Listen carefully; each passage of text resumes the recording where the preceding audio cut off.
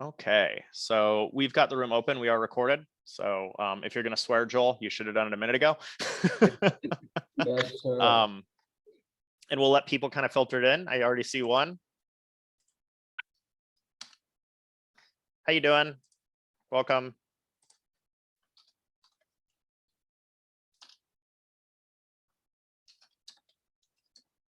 Hi, Scott.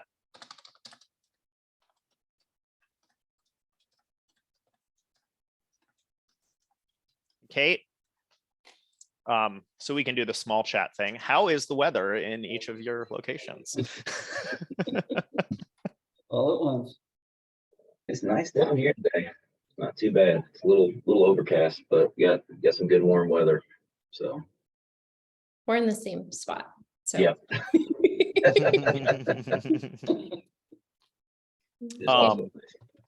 We've actually got, so like you guys are all in the south, and then Ben and I are in the northwest. So it's still half winter.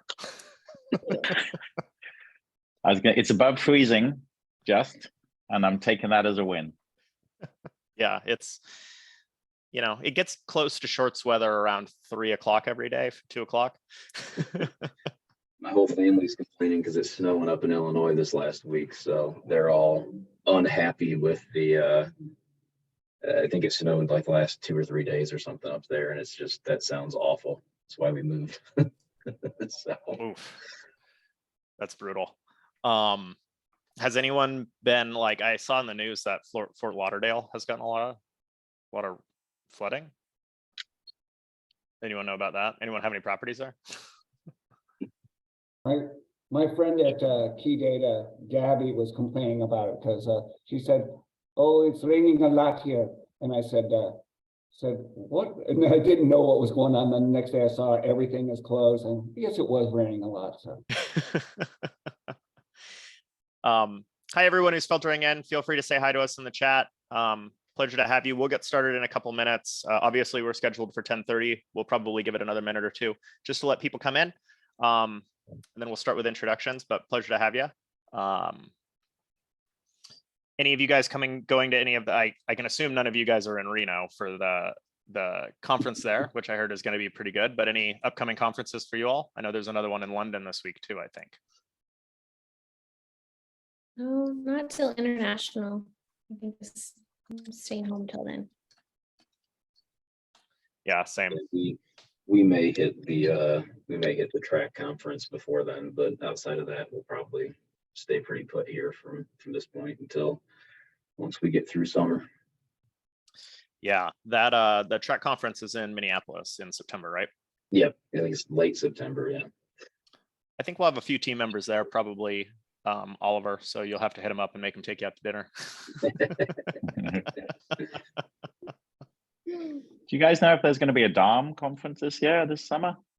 So I've already heard rumors. And the rumor is that they may do a DARM conference at the end of the year. So it would be like in December. And it's nothing's confirmed, but that's the thing, kind of the thing I've heard floating around a little bit. Would be really great. That's my favorite conference of the year. Mm-hmm. Good one. Yeah. Anyone submitting any sessions to VRMA International? Yeah.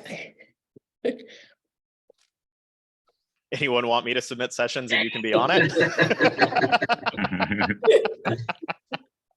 We'll see how this goes. Yeah.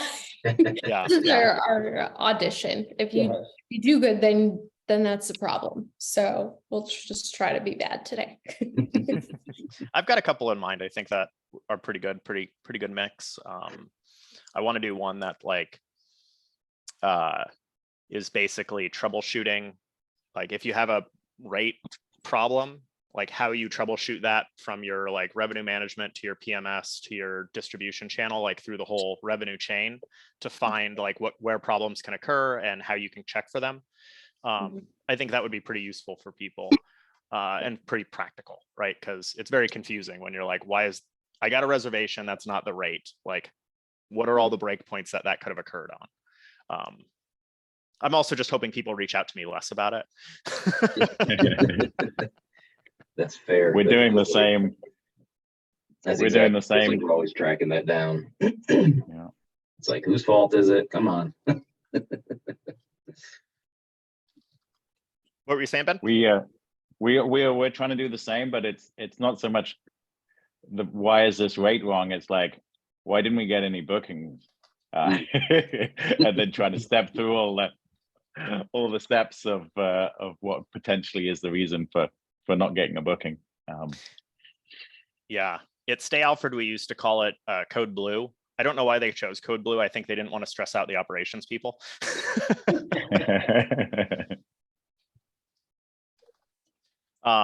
But it often included, I think people don't think about it. It was like one, you know, ironically, like people will often think, oh, the rate's wrong or the rate's broken first. But usually it's like distribution is the first place to check. Like, is it actually available? Are the rates correct there? Is there like something wrong with the ad? Like, it's amazing how many times you'll go and be like, oh, the toilet's the first picture. Like, maybe that's affecting us. And then just knowing how those different systems like can break and finding the break point makes it, we all know it's really hard to coordinate a bunch of vendors who are just going to do the like Spider-Man meme back at each other a little bit. So if you can like identify exactly where you're finding the break point for them, then they can't do that. They have to like actually dig in and find it. And I'm a vendor, so I know, I get it. But I have not always been a vendor. Yeah, we run into fees too sometimes, where the fees get fed over wrong, or multiple fees will get fed over at the same time. That ends up hitting us a little bit, and we're dealing with a little bit of that right now. So it's fun. Yeah. Awesome. Well, we're about 2 over. I'm going to give it another minute. We've got quite a few people coming in. Hi, everybody. We'll get started in a minute here. And just as a reminder, this is recorded, so we will send out the recording after it's all loaded up. And then we also do host this on the Wheelhouse YouTube. So this one is as well as all of the previous Revenue Manager Roundtables are all hosted on the Wheelhouse YouTube. So we'll share that out as well. So if you want to go back and hear something that you thought was really interesting, you can do that. If you want to share it with anybody who didn't get an opportunity to attend, they are all available for us to kind of chat about. So why don't we get started here? First, we're going to start with a little round of introductions, and then we'll kind of just dive into a conversation. Just as a reminder for folks, these are all great revenue managers in the space. They'll tell you a little bit more about their portfolios. And it's just an opportunity for us to sit down and talk about what is kind of going on individually in our portfolios, not have those conversations at such a high level that it's not actionable, but really just hear what other revenue managers are seeing and what they're doing. And hopefully you can take those and kind of apply them to your own portfolios and thought processes. So why don't we start with introductions? Rebecca, why don't we start with you, and then everyone else can jump in and I'll finish off. Yeah, thanks, John. My name is Rebecca. I'm located here in Gulf Shores, Alabama. I am a operations and revenue consultant with Revenue Research. So we've got a small little team that helps property managers all across the country, now globally. So it's really exciting to see that we're pretty much in every market, from ski to beach and everything in between. So I have a very different perspective. Before that, I was doing revenue management in Gulf Shores. So the beach market is what all of my fundamental stuff kind of is built off of, but that's really been able to kind of adapt that to a lot of different markets. So, yeah. Awesome. Thanks, Rebecca. Yeah. And I'll go. I'm Joel Meyer. I'm the revenue manager for Hodnett Cooper Vacation Rentals, and that's on St. Simons Island, Georgia, which actually is a beach and an island. It's between Savannah and Jacksonville, Florida. We have about 300 units, and John was very kind, saying we're all very knowledgeable. Actually, I've been doing this about a year now. Prior to that, for about 25 years, I was general manager of large resorts, and so many times I was one going, "Hey, revenue manager, why don't you get that right?" And I was like, "Oh, dang, why did I do that?" The learning process has been great. And also, I truly have been, John has been very helpful in guiding me. So thanks. Thank you, Joel. Bryant, you want to go next? Yeah, I'm Bryant Loy. I work with Brett Robinson Vacation Rentals down here, also in Gulf Shores, Alabama. We have about 1,600 rental properties. About 180 of those are hotel rooms. The rest of it is primarily condo inventory, 1 to 4 bedroom condos, located primarily at some buildings that our construction company has built over the past 25, 30 years. So we've got a ton of inventory, and we make a pretty big chunk of the market. My background before this is I worked for Kaiser, which was bought out by Wyndham, which was later bought out by Vacasa. So we've been a part of the buyout chain in the past life. But yeah, I'm happy to be here and happy to talk to a bunch of other really good knowledgeable people. Awesome. Thanks, Brian. And Ben. Thank you, John. I'm delighted to be here. I'm Ben Day. I'm based up in Pemberton, British Columbia, Canada, which is pretty close to the Whistler ski resort. Skiing's in my blood and living in the outdoors. So basically, I'll take any job as long as it's in, within 5-minute drive of the ski hill. So basically, spent the best part of 25 years in local OTAs, hotel and resort management. Dived into revenue management about 15 years ago, love data, and now I'm with Jetstream, and now working remotely, which I absolutely love, and we manage about 300 clients, about 250 are specialist, alternative, can't really call it that anymore, Airbnb and VRBO distribution for resorts, and then we have about 50 clients. We have a full service listing, revenue management, distribution, and guest communication service. So we're all over the place, but I'm based up here in the top left in Canada. Awesome. Thank you, Ben. Really exciting to have everyone on today. My name's John DeRoulet. I'm the head of revenue management at Wheelhouse. Prior to that, I really learned my revenue management chops at a company called Stay Alfred, specializing in urban short-term rentals. We had about 3,000 properties across 33 cities, and really have had the opportunity to talk with great revenue managers in both the traditional space and the urban space and even the hotel space over the last couple of years, and really excited to just kind of talk about what's going on and help people kind of learn what is otherwise a pretty complex field. So why don't we get started today? And I think, being that it's the end of April, a good question to kind of ask us is, I know last month when we were talking, people were kind of concerned about spring break, and we've got 2 kind of things coming up. Spring break just finished, interested to hear how that went. And then we're also coming into high season for a lot of folks in the summer. So those are kind of what we're going to talk about today. Let's start out with, what did you guys see for spring break this year? How did your teams deal with that? And, how did it fit your expectations? And maybe we can start with Bryant. Yeah, so heading into the year, through about February, we were about 15% ahead of 2022. Everything looked great, and our spring breaks looked awesome. Then some point around mid-February, everything kind of slowed up a little bit for us. So we kind of took a much more occupancy and market share kind of push strategy, and had to drop a little bit of rates, increase the marketing spend that we had kind of pulled back on a little bit over the past couple of years when things were great.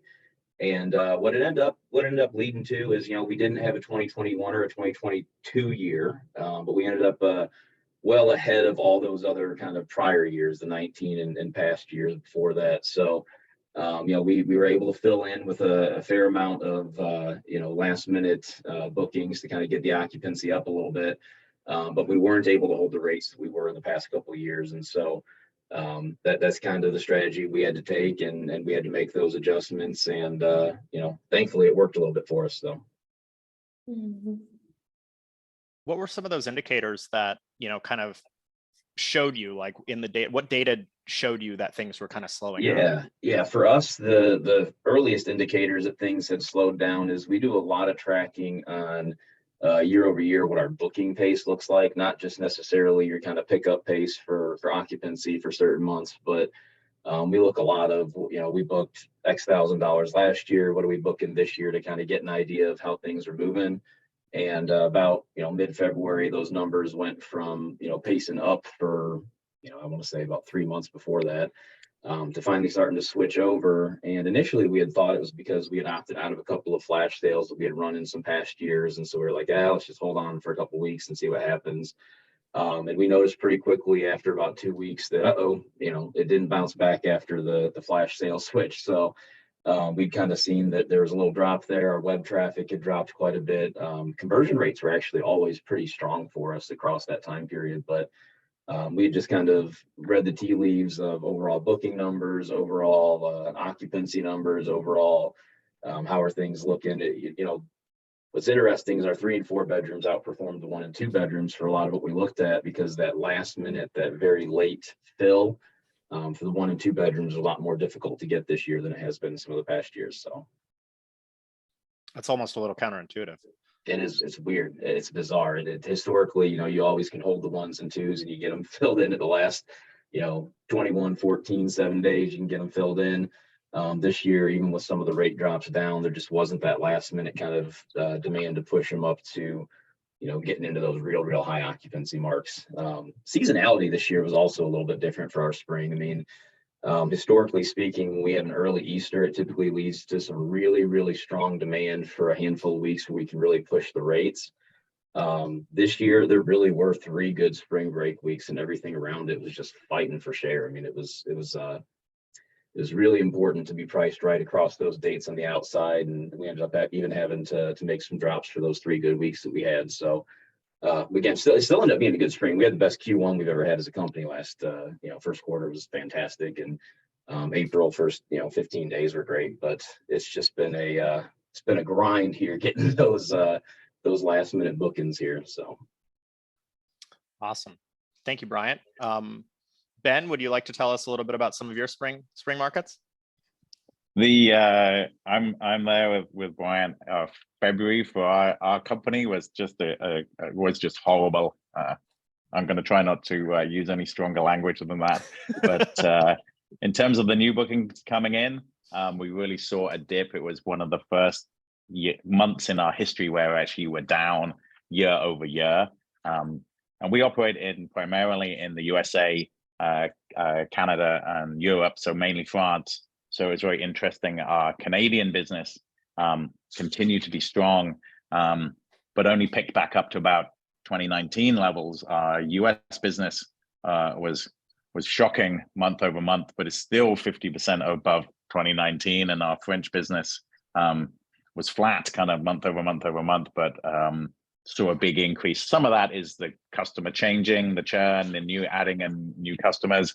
But we certainly saw the US was feeling the pain. We have some clients who've been making bank on the big holidays, and they just weren't really in a mood to drop until the writing was, when the horse had bolted, I think, for a couple of clients. And we've seen this in previous years in other markets. So a lot of our work right now is working with the owners on expectations. And I think I've heard that in the previous webinars as well. Yeah, that's really interesting, Ben, because Bryant, his team sounds like he has a lot of kind of authority over how they put their rate position. Whereas, was your team recognizing these trends, but then not able to actually make the changes in the timeframes that you were hoping to? I think we put a lot more effort in the last 3 months into surfacing data in a nice and understandable way to help tell the story. Because, to be honest, I can spin a yarn about how woe is me and the economy's bad, and here's some Air DNA data saying there's oversupply in your market, and blah blah blah. But actually, nothing beats, you're just not getting as many first page impressions on Airbnb, and your first page impression rate is down. And these are the numbers, your conversion isn't working. The direct booking numbers are off. So we're trying to find ways to use data to tell the story for us, because it's a lot better coming from the data than out of my mouth. And it's a process, but we're starting to see a lot more acceptance from our clients, and they accepting that the years gone by may not be indicative of the future. Yeah, that's a really good practical tip. What are a couple of those data points that you've been leveraging when communicating with the owners? One of the ones I use a lot, and it's a Wheelhouse tool, is just at the start of a conversation, I'll look into the Wheelhouse market report and just zero in on that supply growth number year on year, which is a very, very quick and easy way to say, okay, is the market up or down?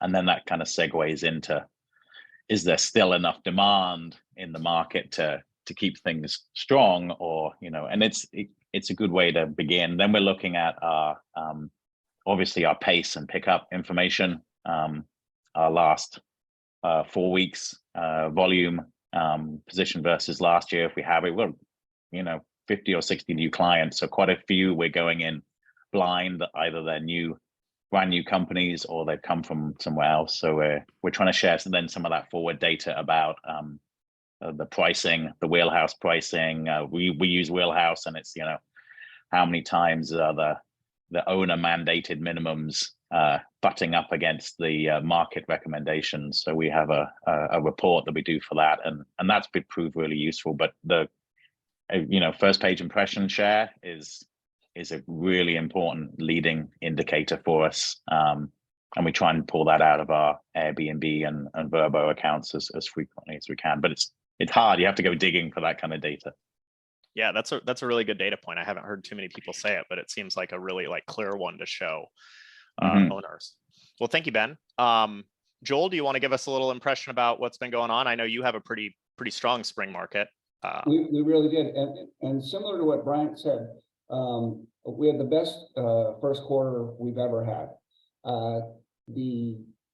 One of the things that happened that was a little unique was starting in January, we were 38% ahead of the previous year, and last year was a record year. Then, so in January for the year, we were 38% ahead on pace. February, we were 39% ahead. March, we were 25. April, we were 16. And now we're getting down into like a 12 points ahead.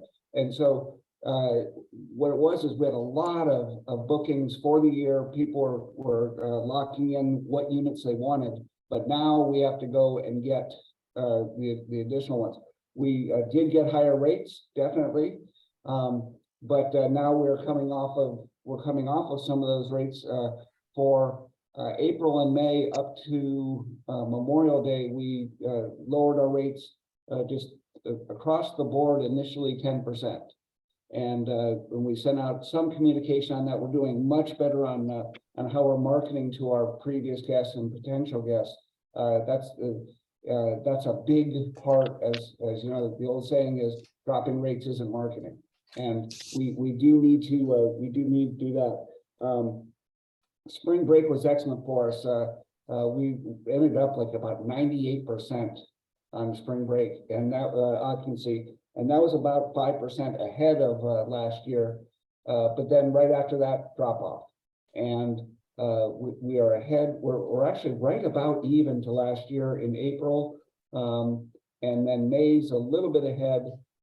June is up, July is about even. And what we've done is gone back to the basics and the just absolute basic of looking month to month.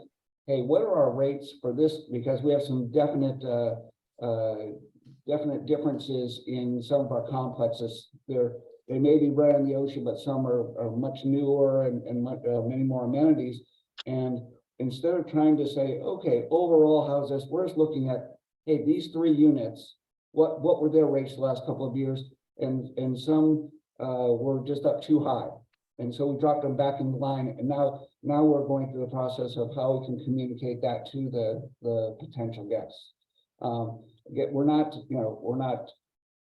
freaking out over it. I am a little bit, but it's again, we're doing very well. It's just don't want to drop. When you start out being 38% ahead for the year, I knew it couldn't continue that way, but it's we're going in the right direction. But we have to keep going back to those basics of, hey, where are our rates? And look, all these graphs and everything are great, but you do also there is as Ben said, there's competition, and so you have to show why there's more units in the area. Why aren't they getting the same amount they used to?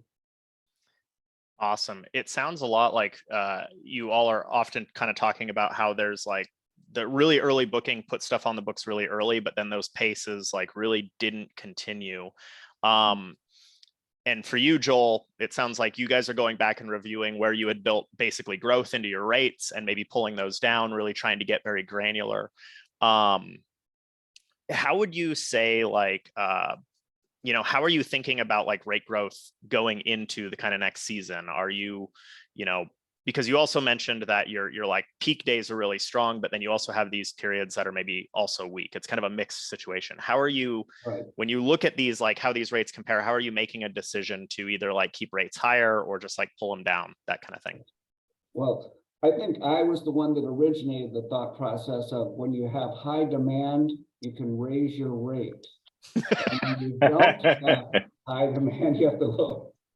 Maybe someone else thought of that before too. But and so that is what we're doing. One thing that we found was we did very, very well with monthly rentals in the first 4 months of the year. And but then we looked at ones that didn't rent on a monthly basis, and their RevPAR was higher than the monthly.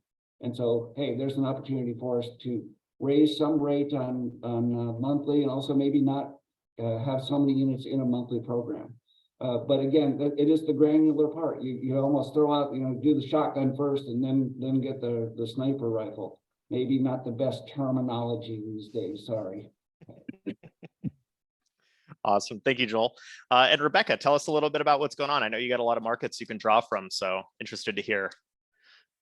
So there was definitely some surprises, for sure. Some of the beach markets that historically do really well, your Destin, your 30A, Panama City, was rough. It was really, really rough, to put it, they saw some good pacing, especially when you get into those larger homes. Those booking windows, like you have to nail them, because to get an 8-bedroom house, that's $3,000 a night, you're not going to get someone within 30 days. I mean, we did on some of them this year, which was kind of some anomalies, seeing some of those larger homes have shorter booking windows. But really, the biggest thing I think for a lot of the property managers that we work with is just educating them to how to talk to owners. I think that that's been the biggest struggle with everyone that I talk to, is just how do we communicate? Internally, we know that things are changing. We know that we're not going to have a 2022 year, but how do we communicate that to owners so that they know that we're being proactive, that we're watching what the market's doing? Because then you had these other markets that really shocked us, that Maui being one of them. They're kind of coming into their slow season and they're hitting high occupancy. They're not normally, because they're a fly destination, having short booking windows, they're getting last minute reservations. And so they're going, we don't know what to do with this. Like, historically we drop rates, but we're seeing bookings. Can we raise rates? I was like, heck yeah, we can. let's do it. If you've got the inventory. So we've seen kind of a shift, like some of our, we all kind of talk about offense and defense. It's like our beach markets that's normally used to playing offense during spring break was definitely playing defense. And then some of our other ones that they're kind of shifting into their slow season. Downtown Denver was another one that really saw a big pickup in spring. And that's, doesn't make sense historically. You'd think ski market, you think ski and ski out houses, that they were kind of struggling in spring break, but then you've got the downtown units that were booking really well. So it was definitely an anomaly. We normally group spring break as that 6 to 8 weeks as one chunk of time. But this year definitely showed that different weeks had different value. We're definitely seeing that kind of going into summer as well. There are some definite hot weeks where you can push ADR and you can push that because the inventory is selling out. And then there's some weeks that are just sitting there that are like, what's happening that week? Nothing is happening. Like, how do we get that filled? This is their peak season. We can't just have a week open. And so this year's been fun definitely to kind of see the different markets and how things are kind of shifting. And there's definitely some surprises and a lot of just owner conversations happening, I feel like. Yeah. I think that you mentioned like really nailing the booking window is important. I actually also think it's relevant. So I'll kind of ask you two questions, but I think they're the same. The first is, booking window is a hard thing for people to kind of like, we know it conceptually, but to actually have data on it, to know when to take action. Like, how does your team determine what those booking windows are for your partners? And then it kind of goes the other way too. If you're raising rates, when do you know when to stop or when to peel back? Well, a really smart person named John told me that we never want to chase the booking curve. And that is, when you said that, it really stuck with myself and our team. Is we talk about that a lot, is that because once you're on the outside, once your seasons all start to blend, so it's like I'm playing catch up, I'm so focused on what's happening in spring, I'm not looking at summer. Okay, now that we've caught up spring, we're in summer now. Okay, now we're playing catch up for summer. We lost the ball on fall. So like you just automatically keep kind of rolling. So for us and our team, we really spend a ton of time on booking windows. We break it down by season because you definitely have different booking windows for different seasons. We go as granular as bedroom count because, kind of like we've already talked about today, some of those larger homes or larger units book traditionally farther out, where your, one bedroom studio urban apartments maybe have a 7-day booking window. I mean, it's kind of crazy in some of those markets. It gives me major anxiety that they kind of go into a month and it's like, oh, it's fine, we're at 20% occupancy, we'll close it at 70. I'm like, oh, I'm not going to sleep for 3 months. Like, I'm not going to sleep. But that's just how it works, is just the turn and burn there.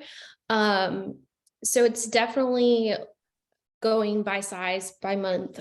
We do a lot either from pulling out booking summary reports from their PMS. A lot of them that we work with, we use key data. So we're looking at those. They make it really easy. We don't have to do any math or anything. We just add in the filter booking window for that month, and it kind of gives it to us right there. So it makes it easy for our team. But I think one of the hard parts is we all want far out premium pricing. When does that far out premium become current pricing? You can't hold that premium too long.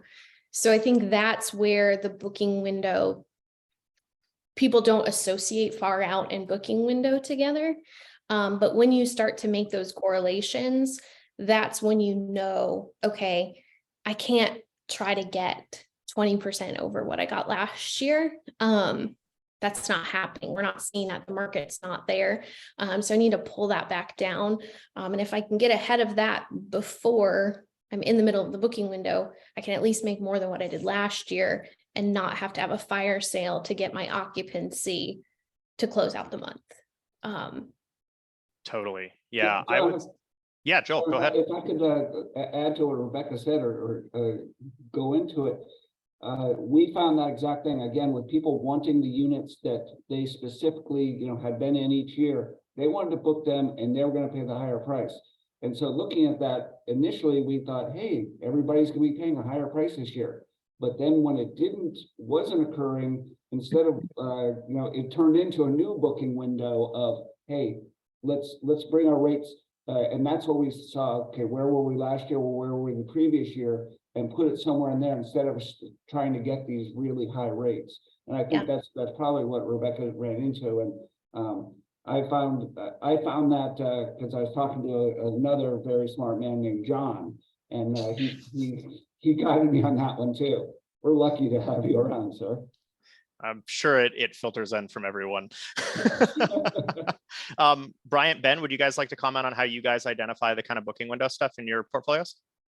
Yeah, I mean, we definitely have noticed that the people who book further out are a lot less price sensitive. So the people who want those units that they're willing to spend, in our case, $1,500 is about the high range per night that we get on a unit. So the people who are willing to spend that, they're more likely to do it at $1,500 or $1,600 than the person who would be looking at, $250 versus $275, like that small $25 difference on something that's $250 a night can make a lot bigger difference than the $100 on that $1,600. So we've definitely had to try to identify that. A lot of what it comes down to us is we kind of look at pacing for we've got some graphs looking kind of like pacing by bedroom types, by different months and different weeks, and kind of look and see what's happened over the last 4 days, 8 days, 7 days, 14 days. We got to break down and see where things start to slow down. When things are starting to slow down is when we start to kind of make some of our adjustments on them. Again, since we have so much inventory that is alike, you know, we may have 100 units that are very similar in nature. You know, ours is kind of, we lead our market for those unit types a lot of the time. So what we've noticed is a lot of times when we make our changes, all of a sudden you'll start to see that everybody around the market starts to make their changes as well as they kind of fill in a little bit. But that's kind of the fun part of it, and the you know, the challenging part of it is, you know, if you make that, if you wait for somebody else to make it, then you're leaving 100 units up, whereas they have 2 or 3 or 5 or something that they're working on. So, you know, our indicators a lot of the times are going to be looking at those occupancy charts, the pickup paces, you know, sold rates versus unsold rates is definitely something we keep a close eye on as well. You know, where we're at this year is we're noticing those things. It feels like in time to make the changes, and you know, that's really half the battle, right? Yeah. Ben? Yeah, I think we're seeing this sort of split between like our premium inventory seems to be trucking along very nicely, getting lots of bookings, rates remain strong. But I think the consumer down in the mass market is feeling a little bit more powerful, and they're probably being a little bit more cautious because their food bill just went up and their, you know, expenses are going up. So they're being a bit more cautious how they spend their discretionary income. So we are seeing pressure there. Also seeing in a few markets, Smokies, we're seeing this a little bit where there's people who perhaps made a bad real estate choice, and they're not necessarily being driven by market dynamics. They're being driven by, oh my God, I've got to create some cash. You know, I've got a bill to pay. I've got a loan to pay back. So we see in some of our comp sets where, you know, everyone's around 400 or 500 a night, and you know, then there's one in at 110 a night.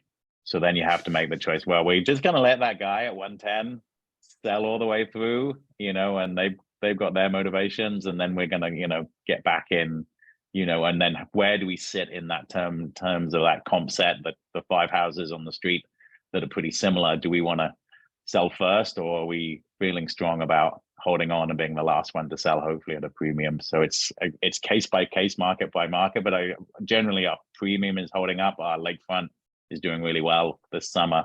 The beaches are doing pretty good, but where there's lots of supply, down in Florida, Orlando, everybody is fighting hard and getting stuck behind the curve. As I got my meeting with you this afternoon, so I haven't had your wisdom yet this week, but you're going to be telling me about not getting behind the curve, I think, in some of our markets. I think one of the things that is really helpful for people who are maybe just getting into booking window stuff, there's a few data points that you can look at, and it helps if you have like key data or something, but there's kind of 2 ways you can approach it, and you probably should do both and also look at it at least weekly in an environment like this. One is, if you know where your portfolio is compared to kind of like the market average, tether to that, right? Like set a point where you are going to be concerned. It's maybe that it's like you're okay with a 10% differential or whatever percent, but once you start getting outside of that 10% differential, you want to be a little concerned. And that's like, okay, I'm pacing according to the market. Now there's some limitations to that. The market may not be pacing well, right? So you want to know how you are doing compared to the market. And if you do look at that by month periodically, you just kind of know, you have an idea, like, should I look at this or should I be concerned? Another one is, if you go back in your historical data, pick a year, maybe last year or 2019 or both.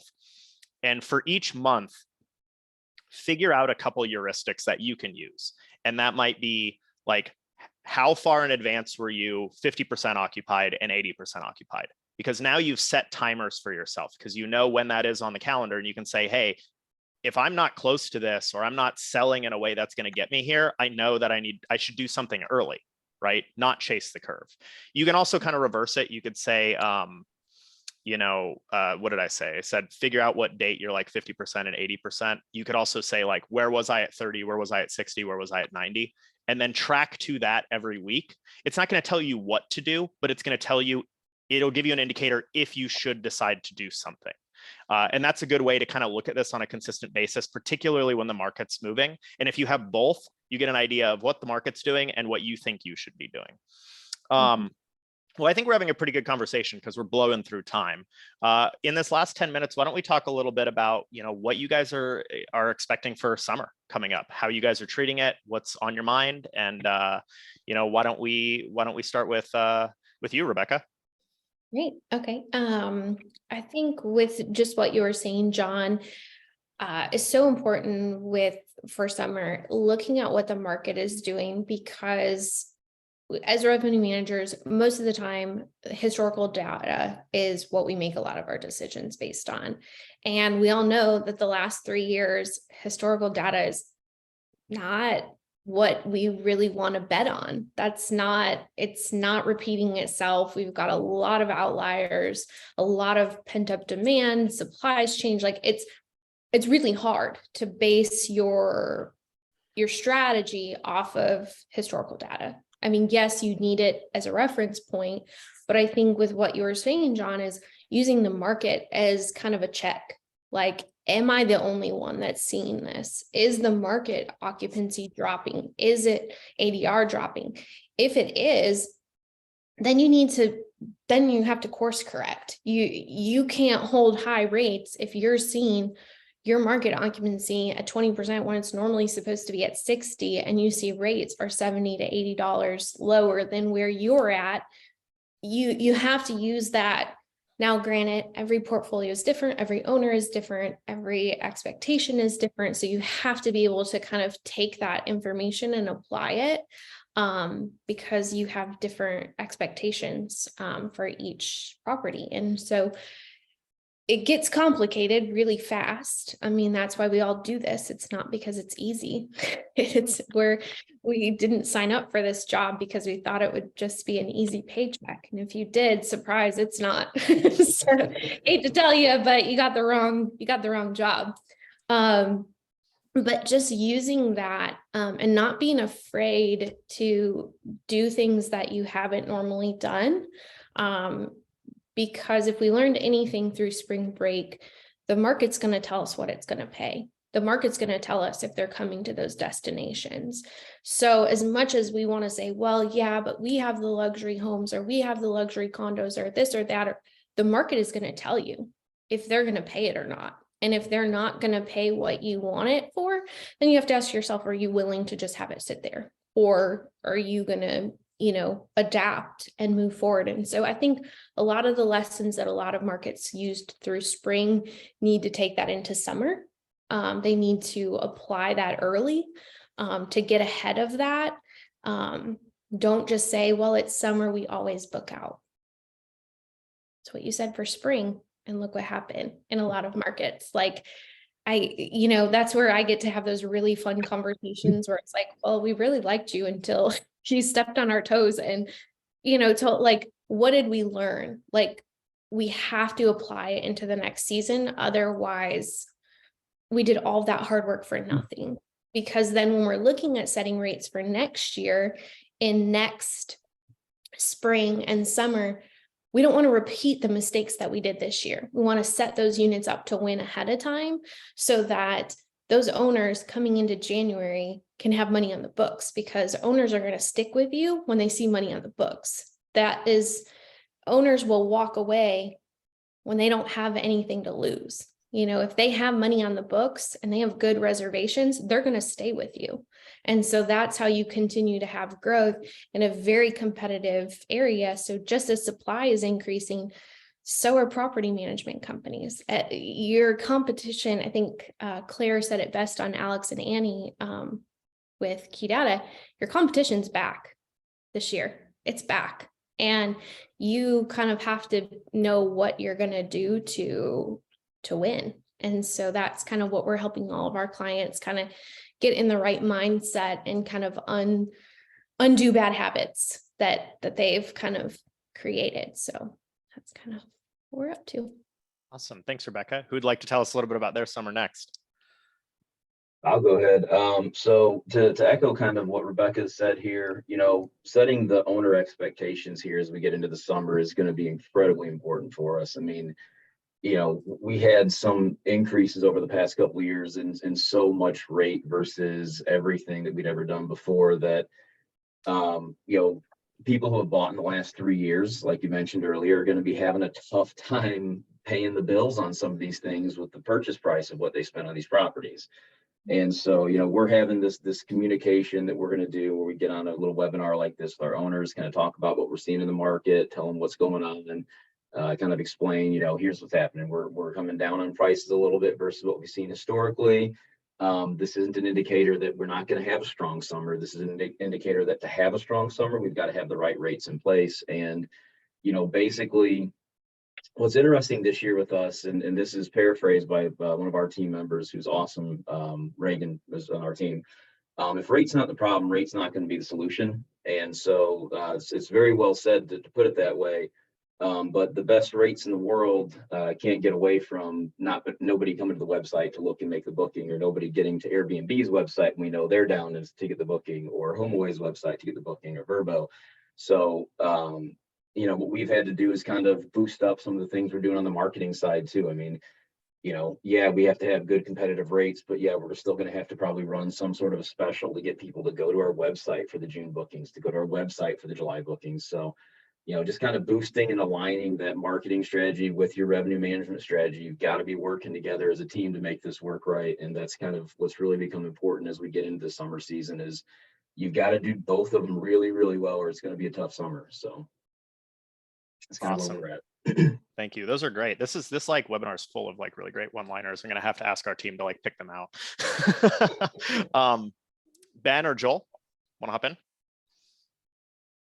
My relatively quick one, thanks, Joel, is I'm going to use it's like the sledgehammer and the scalpel analogy. And whilst I would love to say that we're surgical with every rate change we make for every single unit every single day, we also come in on a Monday morning. I just pull up a list of all of our clients, and we have an idea in our minds of how many bookings they should have got last week. And if they haven't got that many bookings last week, then we start looking deeper. And it's not very sophisticated, and it doesn't account what the arrival month is or the average length of stay, but we kind of know what that's going to be client by client, and we kind of know which is the booking window. Are they booking into the summer, or what's their hotspot? And then we're like, oh, we just fell off. We got 39 bookings last week for this client. We got 16 this week. All right, maybe we're drawing, and you dig in sometimes, and it's like, wow, we were ahead of ourselves, ahead of our pace, and we're just slowing down a bit, and that's good. But basic sledgehammer, if we're not seeing bookings, we're not seeing activity, and it's not kind of in that number in your mind, then keep on working and put some attention there. Yeah, there's at Stay Alfred, we used to call it Civil War surgery. Sometimes you just need to hack off a limb, get something on the books. But I think that's a good, you bring up another good point too, which is, when things are super hot and everything's going to fill up at the last minute, you don't have to generate anxiety. But in an environment where the conditions are changing and maybe not as strong, it's your job to generate anxiety about your own performance. Is this okay? Because it's okay to check it and say, actually, I'm fine. But if you never check it and you come back later and you're way behind, it's really hard to chase the curve. Yep. All right, Joel, why don't you let us know what's going on in Georgia? I'll tell you just very quickly, the leaderboard is one of our keys. We look and see who hasn't done well, and without going overboard on just focusing on that, we want to make sure that that's one way that we preclude people from coming in and saying, hey, how come I'm not getting any business? Almost inevitably, the people that are being very dictatorial on what type of rates they want are the ones that end up on the low end of the leaderboard. But that's just, you can say, well, you said you have to have a 7-night stay, and that's why. And I definitely want to thank Ben for giving the sledgehammer and the scalpel thought, as opposed to my shotgun and sniper rifle. I guess that's a Canada versus US.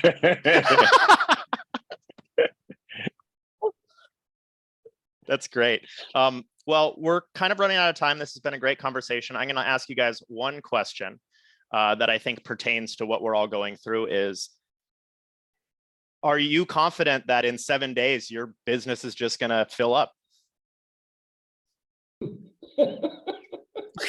Yeah. If you're 7 days away from arrival, is it just going to come in?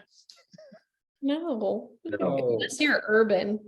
All right. I'm Well, that's a less big difference confident than this last year. year when we talked about this. Yep. And I think No. it kind of goes to show that like the name of the game right now is to get ahead of that booking pace, to do something which you maybe have heard from revenue managers who've been in the game a long time, but it's that base of business, build the base of business. You know, you want to be ahead of the market a little bit because you can always raise the rate, but if you're behind the market, you don't know where the rate actually is that's going to sell. Exactly. Awesome. Well, really appreciate your guys' time. Does anyone have any final words before we log off? Just comment real quick on the question and the question and answer. Looking at total rate is definitely something that we all need to do this year as well. That rate with fees included, because that's what the guest is looking at. And so, the idea of where that split is, whether it's clean or whatever else, you've got to have competitive fees so that you're not coming in too far ahead, because ultimately, if they're booking on like Airbnb and some of the other places, they're seeing the overall number from the very beginning. So, you've got to be competitive with your overall price is what it's going to have to come down to on that. Yeah. Sometimes you can test that a little bit just through the rate. So if you already have like a really high rate, if you just kind of lower the rate, then you can think about in the future if you want that to be in the rate or in the fee. But really appreciate you addressing that, Bryant. Awesome. Well, anyone else? I think it's great. Well, thank you so much for your time. Really appreciate having you all here. This was a great conversation. We'll be doing this again in about a month and kind of talking about, same kind of things, but just different time period and different situation. Hope to have you guys all back, and thank you again. Thanks so much. Thank you. Thank you, John. Thank you. Thanks, John. Bye, everyone. All right.